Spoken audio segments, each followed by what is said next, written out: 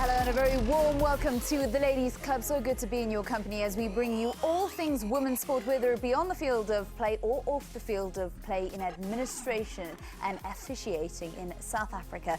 So good to have you in our company. Good for you to be inside the Ladies Club studio. And today we're really going to start up a conversation that so many women involved in sport and men that sit on the sidelines have on a regular basis. And that is the state of women's sport, what we're getting right when it comes to developing women's sport and where we're falling short.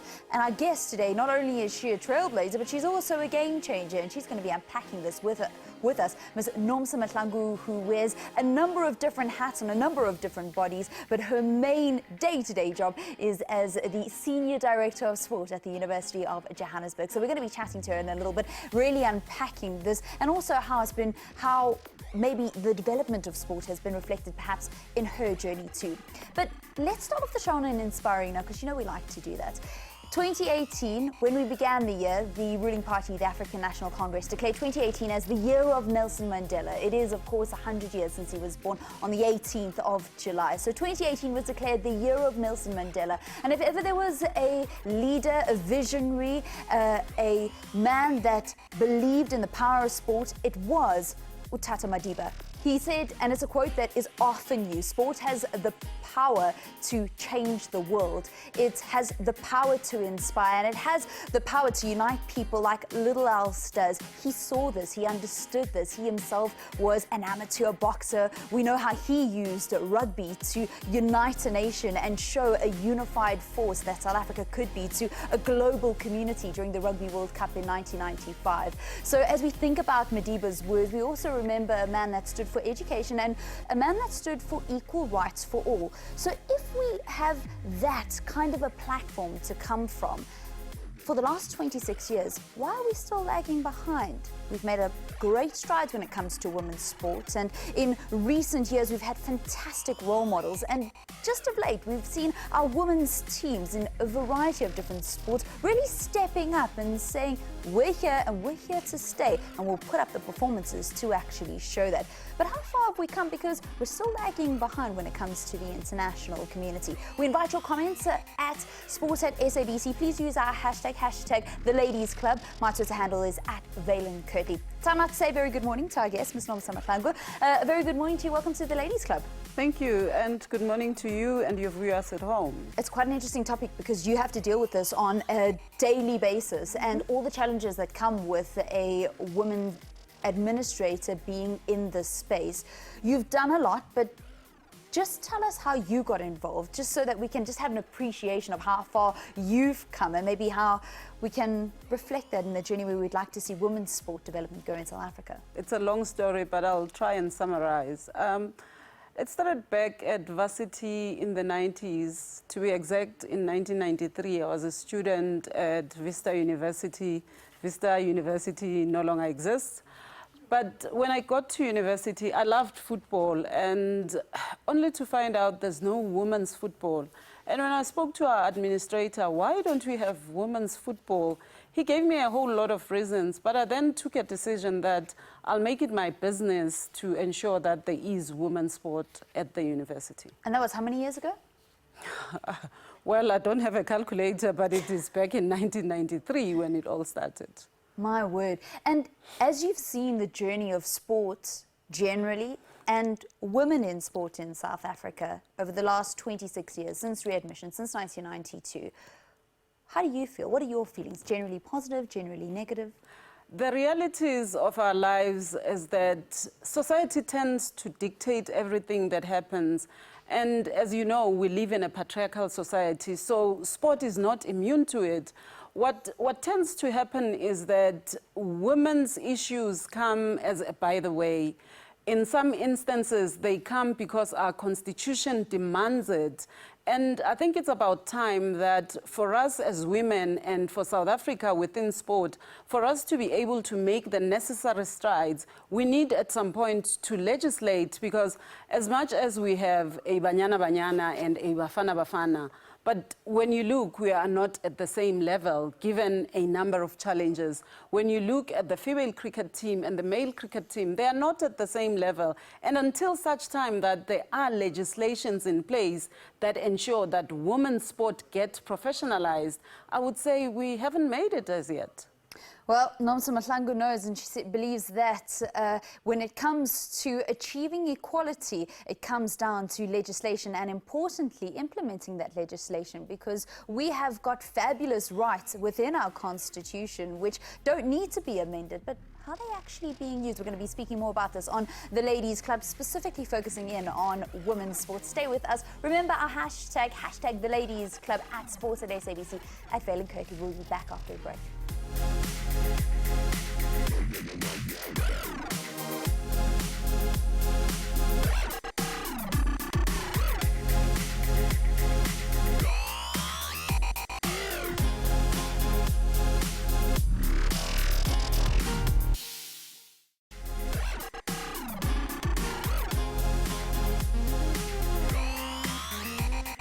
Welcome back to the show. You're tuned into the Ladies Club. Thank you so much for being with us. Our game changer, unpacking where women's sport currently is at, is Ms. Nomsa Mahlangu, who is the Senior Director of Sport at the University of Johannesburg. She wears a number of other caps too. She is a key when it comes to university sports in South Africa. She also sits on the Gender Commission on the Continental University Sports body. She also is part of the SAFA, NEC, sits on Region 5. So if there's somebody that has a handle on what's going on when it comes to a variety of different sports, not only here in South Africa, but on the continent, it's none other than Nomsa Mahlangu. So you say the problem is with legislation. We need to legislate equality for women in sport.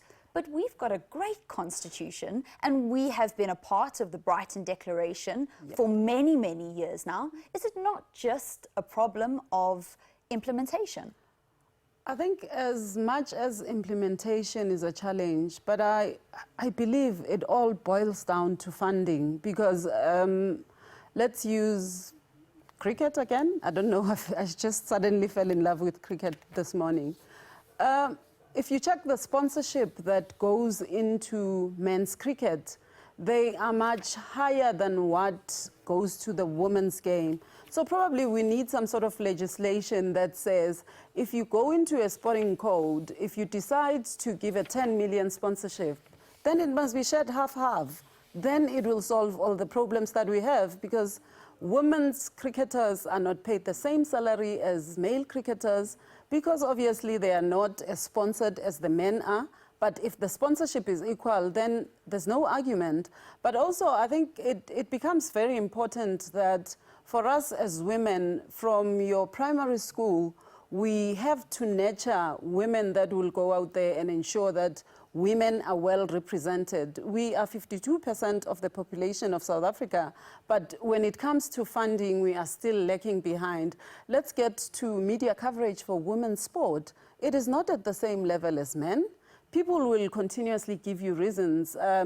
You can come to the SABC itself and you would say you want a development league for women to be covered. We see the MDC is covered all over, but the Sasol League, which is the highest league for women, doesn't get the same coverage. There is the argument, and you've heard it often, bring the results, bring a certain standard, and then the sponsors will come on board, because corporates are only worried about one thing. They're only worried about brand exposure and the return on investment. Now, unless the team are achieving, people are not going to come out and watch. And there's this argument that persists. What's your response to it? Banyana Banyana, they perform much better than Bafana Bafana. But for the past few years, we've had one sponsor, and that sponsor is Sasol. So my question to corporate South Africa, what exactly do you want? Because if you really want results, why is Castle not jumping over to Banyana Banyana? I'm not saying leave Bafana. I'm saying bring resources to Banyana Banyana. There are so many women's brands. Why are they not coming to the fore? I think the challenge here is corporate South Africa is not willing to invest in women. And that is it.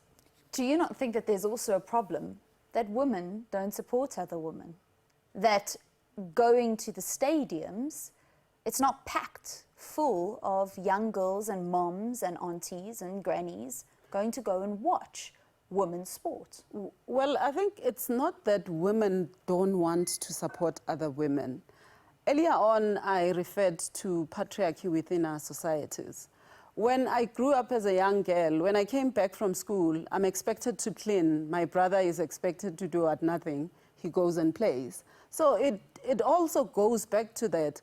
On Saturdays, our sisters, our mothers are expected to do the laundry for the husbands and the boyfriends. And unfortunately, at the time when we play, women have other chores. And my challenge is to the men out there, why are we not assisting? Why are we not going to the stadium when Banyana Banyana is playing? Why is it not that we wake up on a Saturday morning and we do all the chores together so that together we can go and watch a Banyana match or a Bafana match? And until such time that South Africans as a society, we start treating women as equal citizens, because it is my feeling that South Africans, and in fact, it's a global trend wherein as women, you are like a second citizen. You're not really the first citizens. There's the so-called first ladies, but I don't think they are really first ladies. It's going to take a lot more than just legislation, isn't it? I mean, we are talking about a complete overhaul of how society has thought and how they have acted for centuries. It will take a lot of commitment and dedication. It starts with us teaching our young children, because it's not only about the boy child, but it is also about the way the girl child is socialized. I find a situation where my colleagues that are married would want, you would say, let's go out. They would tell you, oh, I still need my husband this, my husband that. And my issue is, when do you really have time for yourself? When do we as ladies say, I'm putting myself first, I'm putting my interest first? And until such time that as a nation we start working together and we start socializing our children differently, because I was just having a conversation with another lady. We were speaking about this sponsorship issue, and she raises a point of the decision makers are male. But my issue is there are still other women within those boards. Not all the boards are completely male. My question is, do we as women stand up and say, as you want to take 100 million to a male sporting code, can you also take 100 million to a female sporting code? It needs our commitment as a society. So do you think the ladies that are in key positions, that are in positions where they've got the ability to wield power, are not necessarily taking advantage of that? I think they are not doing enough. And within my own position within the university, it is my responsibility to ensure that what I do for the men's sporting codes, I also do for the women.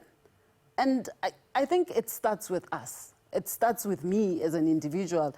It starts with the father out there. How often do you encourage your own daughter to go and play the sporting code that they like, instead of her running back home to come and clean? If Nomsa had a magic wand and she could write her own legislation that would be implemented, no questions asked, for sport in South Africa, and with a specific focus on the girl child and on women's sport, how would your legislation read? For me, what we do for the boy child, we must equally do for the girl child.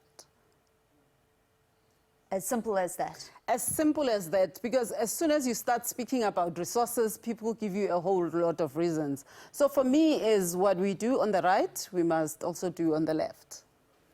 Period. And sometimes solutions are just as simple as that.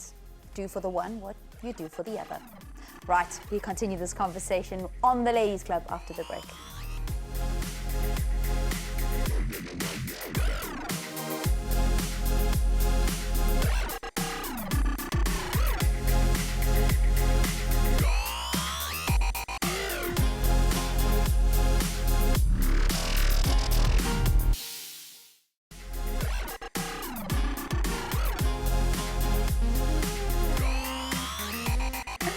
Welcome back. You're watching the Ladies Club. We're just having a very good giggle because I asked Ms. Nomsa Mahlangu, are you on Twitter? She says yes, at Cicero1, which is SASERO1. So I said, oh, okay, so are you quite active on Twitter? Yeah, I'm everywhere. And she certainly is. You've done so much in your sporting administrative career. And you said how it started with Planted the Seed, 1993, and going to a place where you wanted to play football and it wasn't available to you.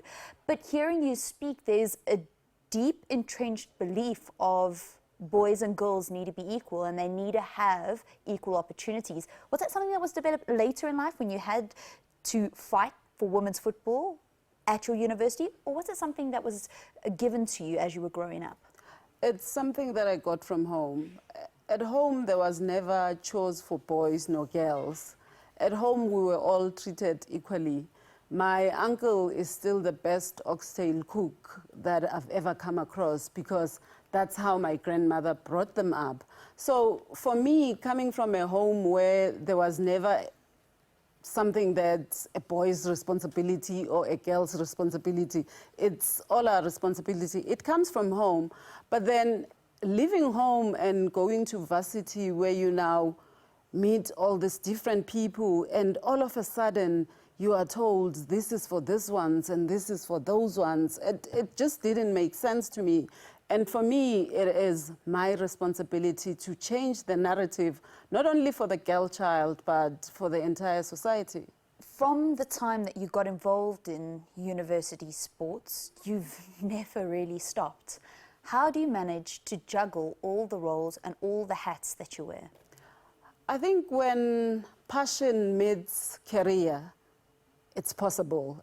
For me, I don't see my job as a job. It is a passion and something that gets me going. It's like the fuel within my system. So for me, it's just, I'm doing something I love. I'm not actually working. Because when other people wake up and they dread going to work, I look forward to going to work, even though it comes with its own challenges and stresses. When UJ plays this other team, if we don't do well, then I'm stressed. But I just love the way sport is able to bring us together. I love the way people are able to escape their realities through sport. I love the way sport is able to change somebody's life. And finding myself in an institution of higher learning, I love the way we are able to use sport to ensure that we produce graduates. So for me, it's passion meeting career, and it's just a bliss. When I hear you talk like that, I get to see Nomsa the sports fan. And I want to know, is there one sports person or a sporting moment that just is the spark to that passion that you have for sport? Wow, I've got a few of them, but the most important one for me was the day Banyana qualified for the first time to go to the Olympics. For me, it was a dream come true. It was this thing that we never thought we could do, and it was done. And for me, it was a change in South African football. And it was a day where history was written. And I was really happy that I was part of that history writing day. Tell us how you felt. Tell us well, how unfortunately, it I was not even at the stadium because they were playing away in Ethiopia. But I was on my phone tweeting and SMSing with the people that were at the stadium. And I was sitting at a restaurant with friends. And when they said we've qualified, I actually just screamed. And everyone at the restaurant turned to look at me. And I was like, yes, we did it, we made it. So for me, it's something I'll never forget. And it is something that will continue to inspire me to do more, because I believe that we have so much to offer, and women's sport in South Africa has got the ability to change the way society look at women. It takes about 2 minutes, and this is no exaggeration, to read through Nomsa's current roles that she has and her current responsibilities over and above her being the senior sports director at the University of Johannesburg. And she's got a whole list of achievements. So I want to know, in 5 years, where do you see yourself and what more do you want to achieve? I would like to see other women that have the same passion as me, other women that have the same commitment, or even better, to ensure that we are able to change lives. Because when people ask me, who is Nomsa, I always say I'm a humanitarian. I'm here to change lives. And when other people try to describe their successes, people usually refer to things. My success is when I've impacted on a life and I've changed a life. That's what matters the most to me. But in terms of my own career, in 5 years' time, I'm sure I'll be leading one of the top federations in the continent. On the continent? Yep. Will it be in football? I don't know. I think it's only fair to dream, and it's only fair to have aspirations, because I didn't get to where I am today by mistake. It was back in 1996 when I told a couple of people I'll be on the SAFA Executive Committee, and they told me, "You are dreaming, you will never make it." In 2009, I made it. Of all of the achievements and of all the roles that you've held and that you currently hold, which are you most proud of? Wow, that's a difficult one. I think for me, each and every role holds a special place in my heart, because you get to touch and impact on a different audience of people. So I can't just pick one, but I think most importantly, I would say the role where I started as a Secretary General of South African Student Sports Union in football in Gauteng. That is where it all started. So it would be the most important one. And who is Nomsa Mahlangu outside of sports and sports administration? Wow, I'm a mother to a chef, and I'm a grandmother. How good is he? How good is he at following in his? How good is she at following in her uncle's footsteps? Well, I don't like her oxtail, but I like my uncle's oxtail. I love her cupcakes. So, red velvet cupcakes with mascarpone cheese. Sure. Those I love. Cheers, and it is going on mid-morning tea time. If your mouth is not salivating at the moment, well, then you had a very, very late breakfast. And what else, other than being a mom?